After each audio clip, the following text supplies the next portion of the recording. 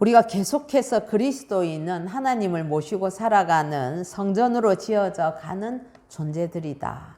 그렇게 이야기를 하고 있죠. 그리고 성전은 하나님의 처소인 동시에 또 성전에서 꼭 있어야 할 것, 바로 하나님께 예배를 드리는, 제사를 드리는 그런 일종의 공간적인 개념도 가지고 있습니다.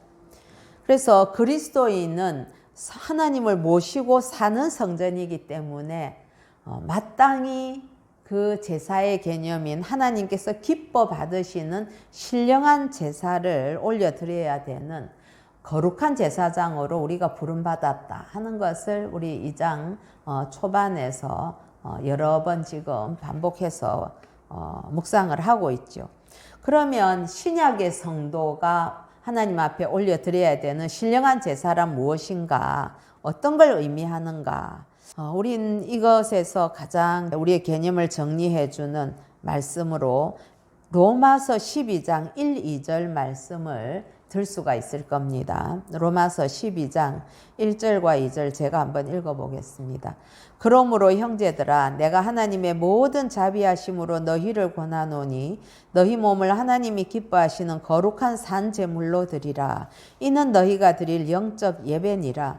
너희는 이 세대를 본받지 말고 오직 마음을 새롭게 함으로 변화를 받아 하나님의 선하시고 기뻐하시고 온전하신 뜻이 무엇인지 분별하도록 하라. 예, 그렇습니다.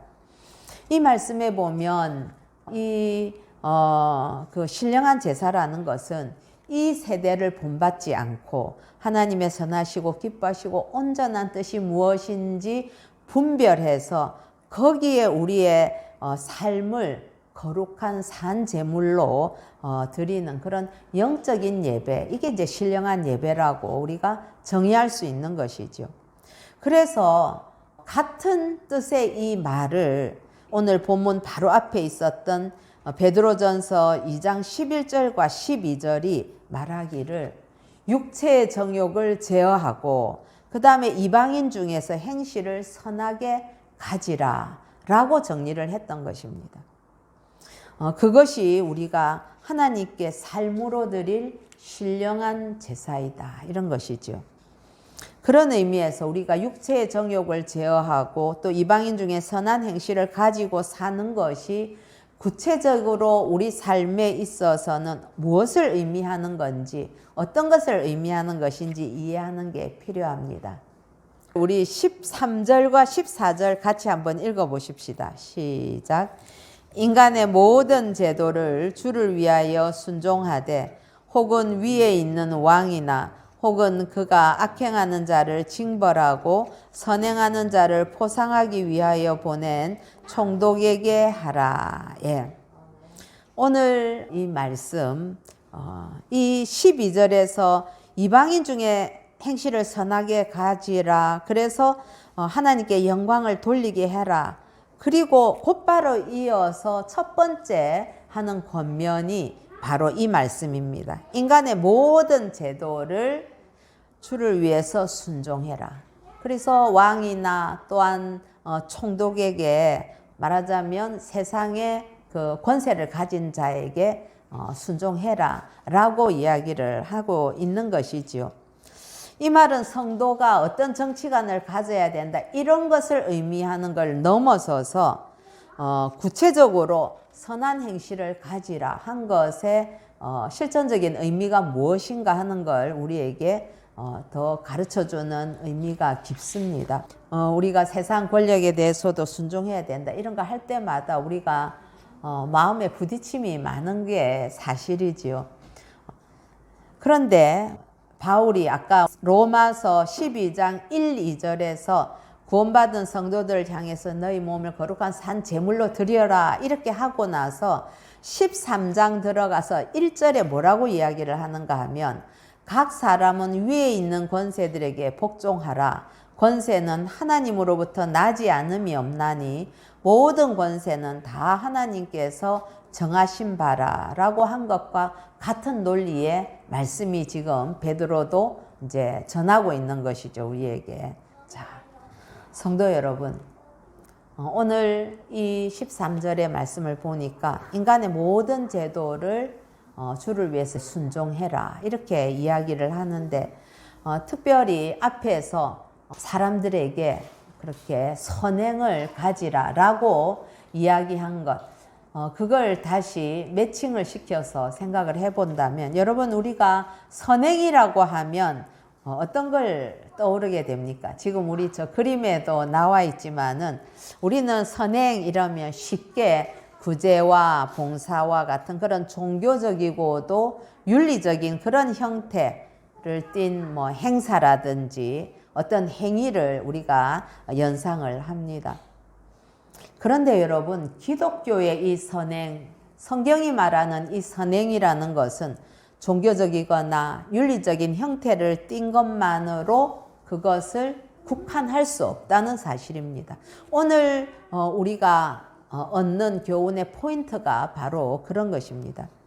사실 신앙은 분명히 예배라든지 찬송, 기도 이런 종교적인 형태를 띈 것과 그리고 구제나 봉사처럼 윤리적인 형태를 지닌 그런 행위들이 신앙의 기본이 되는 것이 사실이지요. 중요한 부분입니다. 그렇지만은 거기에만 머무는 것이 아니라는 거죠. 거기만 머문다면 아마 그 종교로 끝날 겁니다. 그러나 신앙이라는 것은 그것 이면에 더 깊은 뜻이 있다는 걸 의미합니다.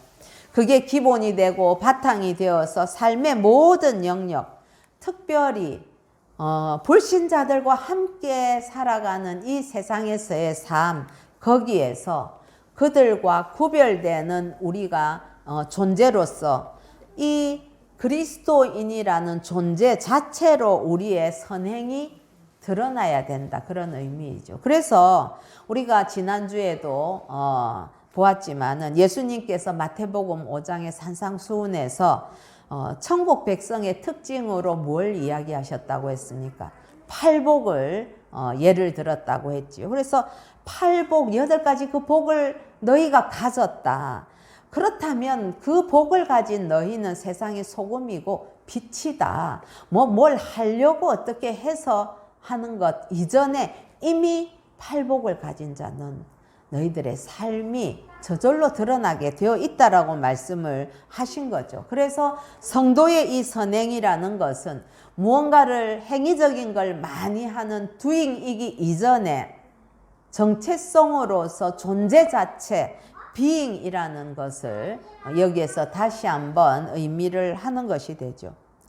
이 말씀은 성도의 존재됨이 불신자와 함께 살아가는 이 세상 속에서 인간의 모든 제도를 주님을 위해서 순종하는 그런 태도와 자세로 드러나야 된다 이것입니다. 그러니까 사실은 이 태도라든지 자세라든지 이런 것은 행위로 드러나는 것보다는 사실은 좀 숨어 있는 부분이죠. 그러나 알 수 없는 부분은 아닙니다. 보려고 하면 보이는 것이 또 태도와 자세, 마음가짐 이런 게 되는 것입니다. 우리가 그런데 기억해야 될 것은 베드로의 이 말씀이 아주 평화로운 때에 아무런 어려움 없는 안락한 시대에 주어진 게 아니라는 사실입니다. 로마 황제의 그러한 그 기독교에 대한 탄압이나 그 당시에 여러 가지 모습들, 정치하는 모습이나 이런 것들이 얼마나 불의하고 부정한 것이 많았습니까? 그래서 정의라는 것이 그렇게 불의 속에 파묻혀가고 마는구나 라는 그런 현실 속에서 지금 사도 베드로는 우리에게 그렇게 우리가 생각할 때 저 정권은 안 되겠어 하는 그 정권에게 순종해라고 지금 이야기를 하고 있다는 것이지요. 나중에 우리 15, 16, 17절에 보면은 그것은 순종해라. 우리 개역 성경에서는 순복하라. 그렇게 이야기했는데 이제 복종하라. 다 같은 개념이지요. 그 단어와 함께 오히려 그들을 공경하고 사랑해라 라고까지 이야기를 하고 있습니다. 여러분 이게 어떻게 가능할까요? 내가 봤을 때 저건 틀린 건데, 저건 아닌데, 저들은 불의한데, 그런데 왜 그들에게 순종하라고 말씀하는 것에 우리가 동의하고 그런 태도를 가질 수 있는가 하는 거죠. 그 근거는 뭐냐면은 바로 세상의 권세와 그리고 그 정부, 정치 세력의 그 출처를 알기 때문에 그게 가능한 거죠. 왜냐하면 모든 나라와 사회 속에 세워진 제도나 권력은 하나님께서 악행하는 자를 징벌하고 선행하는 자를 포상하기 위해서 허락하신 하나님의 일반 은총의 수단이기 때문에 그렇습니다. 예를 들어서 여러분, 만약에 하나님께서 나라라든지 정부라든지 뭐 이런 어떤 제도를 없이 하셔서 그런 제도가 없다고 하십시다. 그러면 사회 질서가 어떻게 됐을까요? 하나님께서는 그런 제도를 통해서 사회 질서를 유지하고자 하셨던 겁니다. 그런 게 없었으면 정말 인간 세상은 여러분 그야말로 참 아수라장이 되어 있겠죠. 그래서 그 무질서로 인해서 금방 멸망하고 말았을 것입니다. 그래서 하나님께서 나라나 정부나 이런 것들, 사실 그들이 통치하는 자들이 불의해서 잘못 통치를 해서 그렇지, 여러분 법 자체라는 것이 어느 것이나 그렇지 않습니까? 권성징악의 성질을 가지고 있는 법들이거든요. 자, 만약에 또 그런 질서가 유지를 안 되었다면은 여러분 어떻게 성도들이 마음 편히 신앙생활을 할 수가 있겠습니까? 무질서한 그런 가운데서는 늘 불안하고 신앙생활을 안락하게 할 수가 없는 것이죠.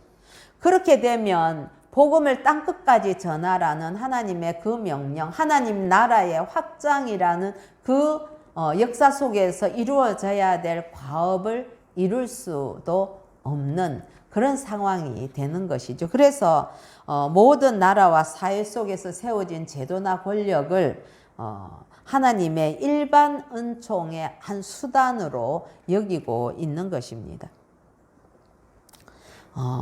그렇습니다. 말씀과 같이 모든 권세는 하나님께 위임된 그런 권세, 하나님이 허락하신 그러한 어떤 권세라면 그 권세에 순종하는 것은 그리스도인의 당연한 삶의 자세가 될 것입니다.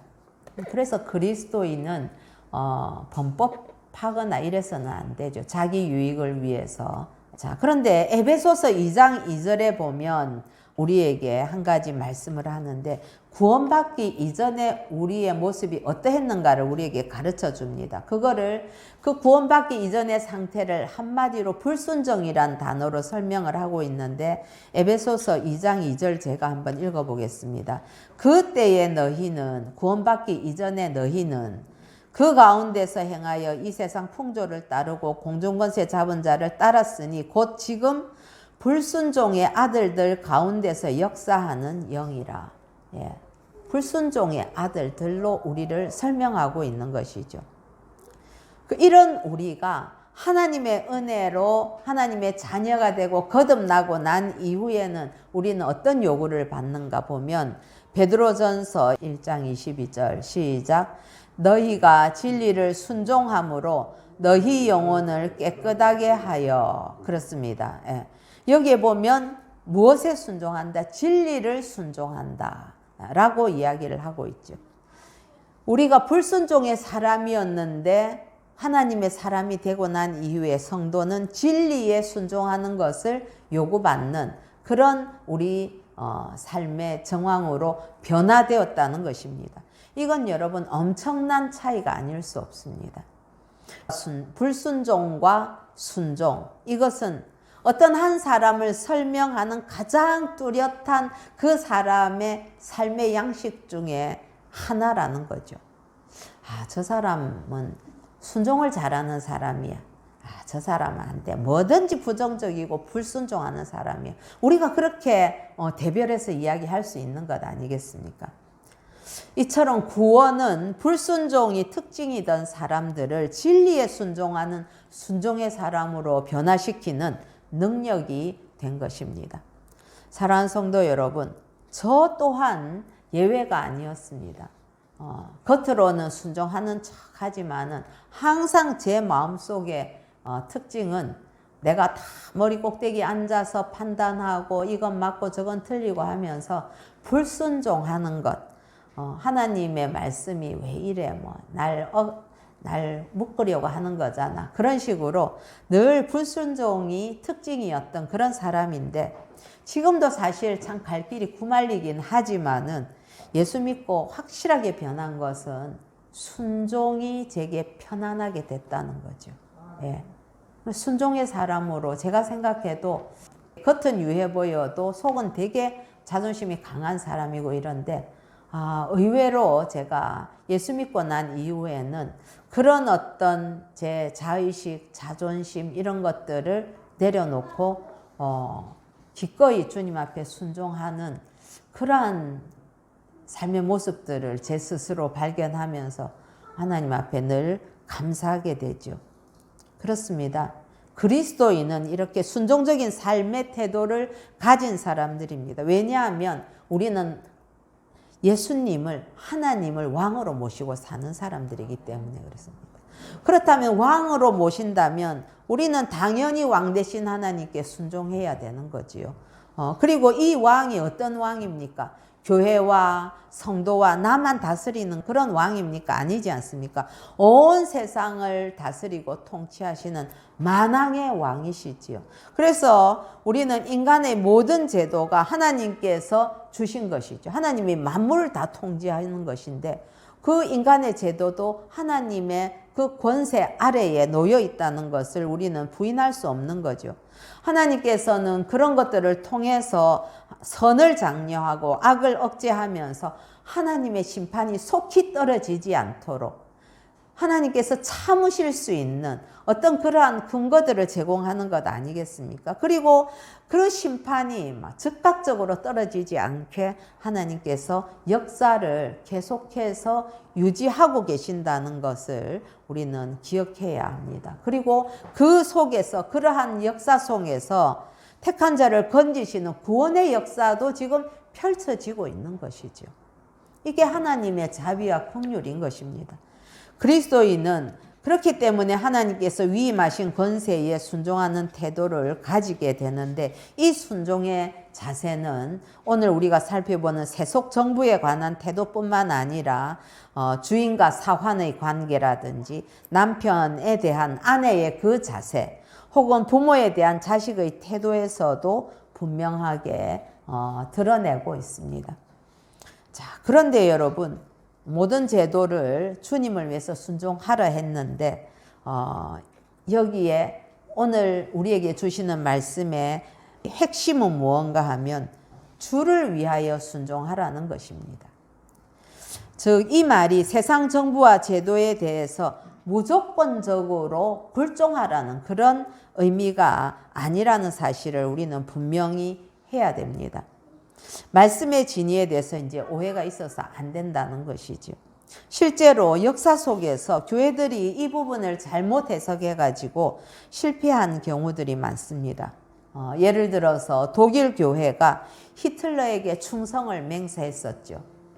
그리고 이들은 하나님께서 전혀 동의하시지 않는 그러한 그 논리를 가지고 자기 마음대로 성경을 해석해서 유대인들은 예수님을 죽였기 때문에 저들을 죽여도 마땅하다고 그런 논리를 가지고 유대인들을 학살했던 것입니다. 그런데 교회가 그때 침묵을 했었거든요. 그래서 몇 교회, 몇 사람들, 이 고백교회라고 하죠. 본해퍼 같은 그런 목사님들을 중심으로 해서 소수만이 그것이 잘못되었다고 저항했었지 대부분의 이 독일 교회들은 다 침묵을 했던 것인데 이것은 이 말씀을 위에 있는 권세에 복종하라는 이 말씀을 잘못 해석했기 때문에 그렇습니다. 뿐만 아니라 우리 한국 교회는 어떻게 했습니까? 일제에 굴복해서 신사참배를 결의를 하고 그걸 시행을 했었죠. 이거는 단지 하나님을 부인하는 것이 아니라 천황에게 대한 예의를 갖추는 것이다. 이런 핑계를 대면서 신사참배를 결의했으나 그것은 명백하게 잘못한 것이고 많은 학자들은 그 신사참배에 우리가 동참하고 한국교회가 동의한 것 때문에 우리에게 6.25라는 전쟁이 일어났다. 역사 속에서 그렇게 해석하는 분들이 많이 있습니다. 그 이후에도 우리는 독재 정부나 불의한 권력에 대해서 침묵하거나 아부하면서 동조했던 그런 경우들이 있는데 이건 다 오늘의 이 말씀을 앞부분에 포인트를 뒀기 때문에 그렇습니다. 인간의 모든 제도, 왕들에게, 권세에게 순종해라. 그러나 이 권면의 포인트는 주를 위하여 순종하라 하는 것이 핵심이라는 사실을 기억해야만 합니다. 그리스도인의 순종적인 이 삶의 태도는 주 안에서 혹은 주를 위해서라는 조건이 붙어 있다는 사실을 기억해야만 합니다. 사랑하는 성도 여러분, 우리가 이 이야기를 할 때마다 우리 가까이에서 최근에 일어났던 일들은 코로나로 인한 그런 그 정부의 방침과 교회와의 갈등을 들 수가 있을 것입니다. 이것도 물론 다른 사람들에게 해를 끼쳐서는 안 되기 때문에 교회가 앞장서서 철저하게 방역에 참여를 했던 거지요. 그러나 예배를 못 드리게 하는 것은 그것은 불가하기 때문에 우리로서는 수용할 수 없었기 때문에 띄엄띄엄 앉아서라도 예배를 드려야만 했던 것이고 그건 정당한 행위였다고 생각합니다. 그래서 어떤 교회는 좀 시위하는 그런 의미도 있었지만 아예 그렇게 방호복을 다 입고 예배를 드리는 그런 경우들도 있었고요. 몇만 명 나오는 교회인데 한 명 다녀갔다고, 코로나 양성자 다녀갔다고 그 수많은 10,000명 이상의 사람을 다 전수검사를 하기도 했던 그런 일들이 있었죠. 이처럼 우리는 주를 위해서 모든 제도에 순종해야 된다 하는 것을 우리가 분명하게 각인을 해야만 할 것입니다. 자, 그런데 우리가 이 베드로의 편지를 받고 있던 이 독자들의 상황을 한번 살펴보십시다. 이들이 왜 주거지를 다 뺏기고 재산도 몰수하고 먼 이방 지역으로 쫓겨나서 사는가? 왜 이들이 참 나그네의 처량한 삶을 살아가는가? 왜냐하면 이들은 로마 황제가 신이니까 로마 당국들은 다 황제를 숭배해라 하는 그 사상을 받아들일 수 없었기 때문에 그렇습니다. 우리의 주는 가이사가 아니다. 인간이 아니다. 우리의 주는 예수 그리스도다. 그렇게 그들이 신앙을 가지고 고집했기 때문에 이들은 자신의 모든 기득권을 다 빼앗기고 쫓겨날 수밖에 없던 거죠. 그들에게 권세를 주신 하나님의 뜻에 반하는 행동을 했지요. 로마 당국이. 그래서 그러한 황제 숭배라는 정책을 강요했지만 그리스도인들은 그것을 거부하고 저항했던 겁니다. 그러나 여러분, 그 당시에 그리스도인들이 그걸 반대한다고 해서 어떤 집단적인 어떤 세를 가지고 진짜 요즘 하듯이 머리에 띠를 두르고 집단적인 어떤 데모를 하거나 아니면은 하나님의 이름으로 로마 정부를 뒤엎으려고 하거나 그렇게 하지는 않았습니다. 단지 이들은 로마 정부의 그러한 요구가 우리 신앙에는 정면으로 배치되는 상황이고 부당한 압력이기 때문에 그렇게 할 수 없다고 신앙의 양심을 가지고 의사를 밝혔고 그저 모든 조치들, 어려움, 그런 부당한 것들을 그냥 감수하고 쫓겨난 것입니다. 그리고 쫓겨난 그곳에서는 여전히 일상 속에서 주님께 순종하는 그런 순종적인 태도를 가지고 살아가야 되는 것이기 때문에 그렇게 베드로는 권면을 할 수 있었던 거죠. 로마서 13장 5절에도 보면 이렇게 얘기합니다. 그러므로 복종하지 아니할 수 없으니 진노 때문에 할 것이 아니라 양심을 따라 할 것이다. 그렇습니다. 성경은 위에 있는 권세에 복종을 할 때에 무엇을 따라서 하라고 하는가 하면 양심을 거스르면서 하는 게 아니라 양심을 따라서 복종해라 라고 하는 거죠. 악한 권세가 하나님께서 기뻐하지 않는 권력을 막 휘두르면서 우리로 하여금 하나님께 불순종하게 한다든지 죄를 짓게 만든다든지 불의한 사회를 조장하면서 우리에게 무언가를 요구한다면 거기에 굴종하는 것이 결코 하나님의 말씀의 뜻이 아니라 양심을 따라서 복종해라는 겁니다. 여러분, 어떠한 양심입니까? 땅의 권세보다 더 높은 하늘의 권세에 복종하는 그런 양심이지요. 예. 땅에 있는 힘 있는 권세와 보이지 않는 하나님의 그 하늘의 권세가 충돌할 때에 교회와 성도는 당연히 양심을 따라서 어디에 복종해야 되는 것을 선택해야 됩니까? 예, 그것은 마땅히 하나님의 권세에 우리가 우선적으로 복종하는 것이 그리스도인과 교회의 태도가 되는 것입니다. 여러분, 사도행전 5장 17절에서 32절에 보면 유대의 지도자들이 베드로와 사도들에게 예수 이름으로 사람들에게 가르치지 말라 그렇게 했을 때 베드로가 뭐라고 했습니까? 우리는 사람보다 하나님께 순종하는 것이 마땅하다라고 했거든요. 그래서 계속해서 위의 권세가 예수 이름으로 가르치지 말고 복음 전하지 마라 해도 베드로는 계속해서 그리스도의 복음을 전파했던 건데 그건 베드로의 양심에 복종한 거죠. 베드로가 예 맞습니다 이러고는 그냥 우리 위의 권세에 복종해야 되니까 우리는 그러면 복음도 안 전할게요. 그게 자기 양심에 견딜 수 없는 일 아닙니까? 그러니까 베드로는 자신이 당할 모든 고난과 위협들 감수하고 신앙의 양심에 따라서 행했던 것입니다. 그래서 국가가 하나님께서 하지 말라고 그렇게 명하신 것을 하라고 한다든지 하나님께서 하라고 하신 것을 못하게 할 그때에 그리스도인은 양심에 따라서 국가에 불복종할 수 있어야 된다는 말씀이지요. 만약 그럴 때 처벌이나 권력의 어떤 채찍이 두려워서 하나님 법에 불복종한다면 그건 신앙의 양심을 버리는 게 되는 겁니다.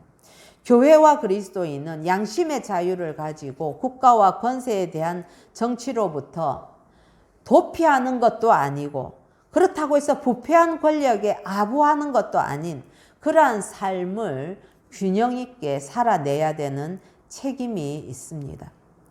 그렇게 하는 것이 15절 이후에 나오는 선행으로 어리석은 사람들의 무식한 말을 막는 것이고 자유로 악을 가리는 데 쓰지 않고 하나님의 종과 같이 되는 것이며 그것이 곧 무사람을 공경하고 형제도 사랑하고 하나님을 두려워하고 왕을 존대하는 것이라고 베드로는 주장하고 있는 것입니다.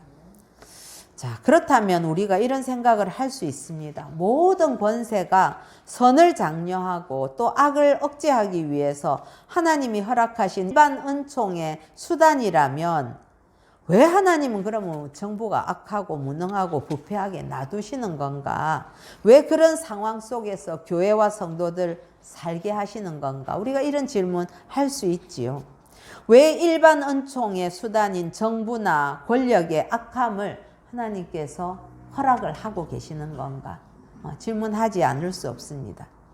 그러나 여러분, 우리는 하나님의 그러하신 섭리에 대해서 이유를 다 알지 못합니다. 우리는 잠시 잠깐 이 땅에 왔다 가지만은 하나님께서 다스리는 역사는 인간의 역사는 주님이 오실 때까지 계속해서 이어지고 그 역사 속에서 하나님의 뜻을 이루어 가시는 것이기 때문에 우리가 지금 당장 일어나는 우리가 이해되지 않는 것에 대해서 우리는 하나님 앞에 뭐라고 할 수 없다는 이야기죠.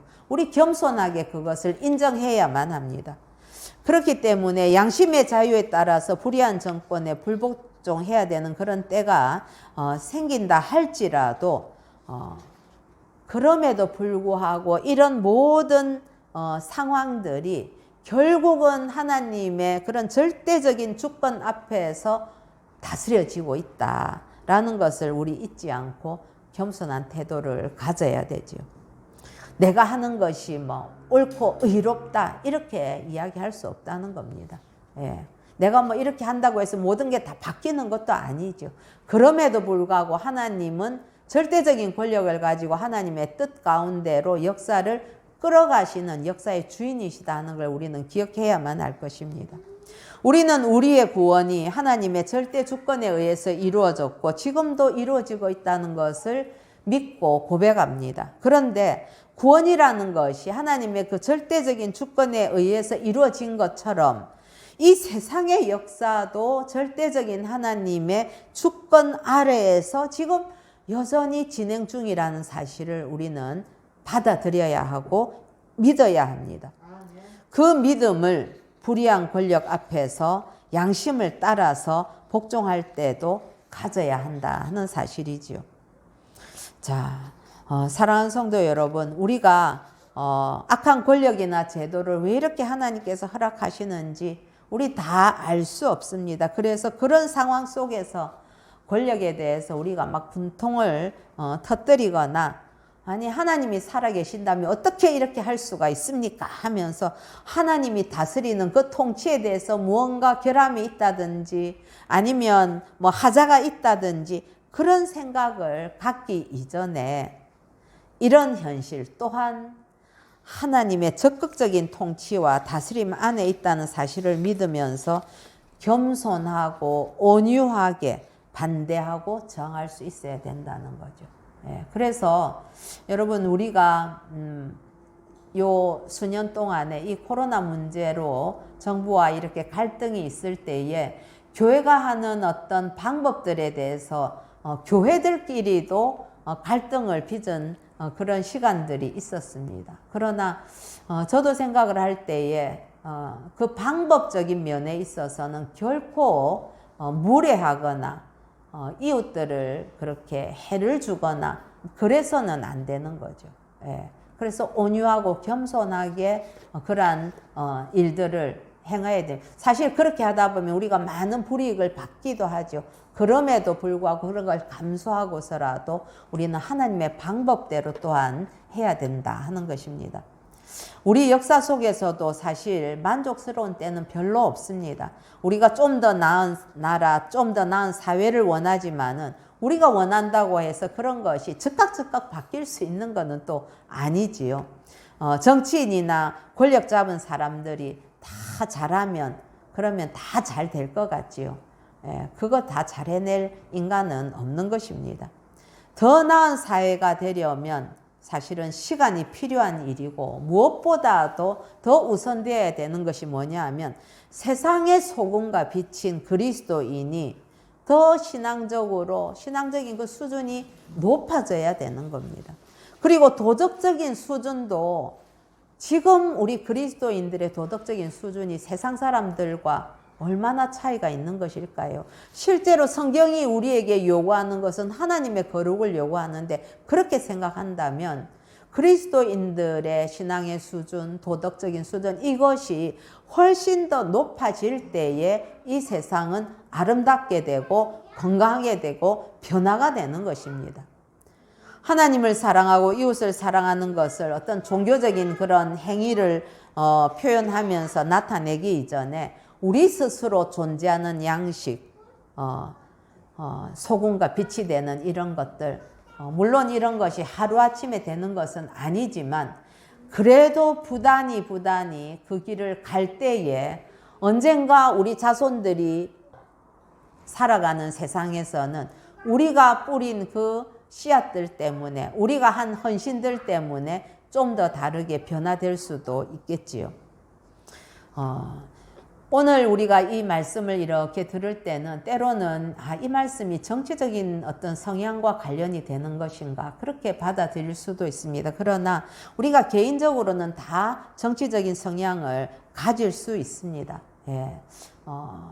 그런데 그리스도인의 정치적인 입장은 기본적으로는 보수라든지 진보라든지 그렇게 할 수 없는 거죠. 우리는 주님을 모시고 사는 성전이고 우리 삶을 하나님 앞에서 신령한 제사로 올려드리는 제사장들입니다.